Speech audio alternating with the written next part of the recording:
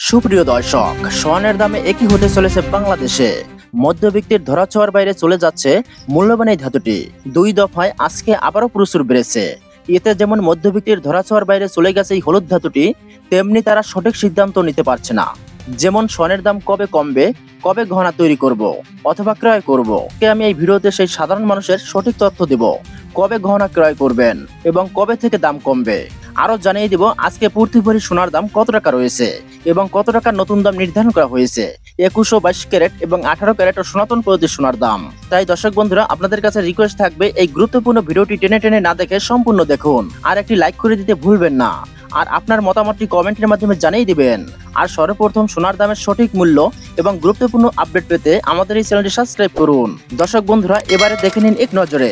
প্রথমে জানিয়ে দেব আজকে প্রতি ভরি স্বর্ণে কত টাকা করে দাম বেড়েছে এবং কত টাকা নতুন দাম নির্ধারণ করা হয়েছে।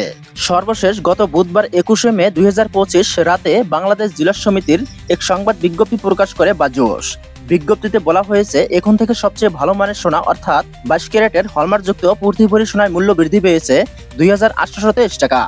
বাড়িয়ে 22 ক্যারেটের প্রতি ভরি সোনা এখন থেকে বিক্রি হবে 1,69,921 টাকা এবং 21 ক্যারেটের প্রতি ভরি সোনার দাম বেড়েছে 2,695 টাকা।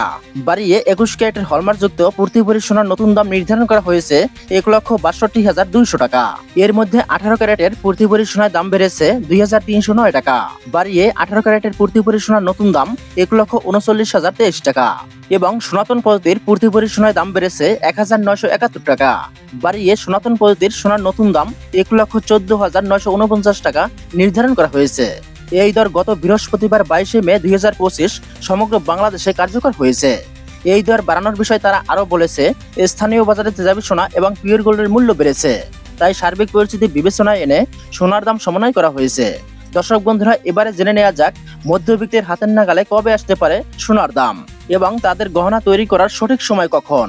বন্ধুরা, বাংলাদেশের সোনার দাম কমিয়ে অথবা বাড়িয়ে থাকে বাংলাদেশ জুয়েলার্স সমিতি প্রধান অফিস বা জুস। তবে এই দর কেন সে বাড়ায়? এই দর বাড়ানোর পিছনে বিশেষ কিছু কারণ রয়েছে, যেমন বিশেষ করে বিশ্ববাজারে সোনার দাম বেড়ে যাওয়া, টাকার বিপরীতে ডলারের দাম বেড়ে যাওয়া, অর্থনৈতিক সংকট, রাজনৈতিক অস্থিরতা এবং বিভিন্ন উৎসব। এ সমস্ত কারণে বাংলাদেশের সোনার দাম বাড়ানো হয়।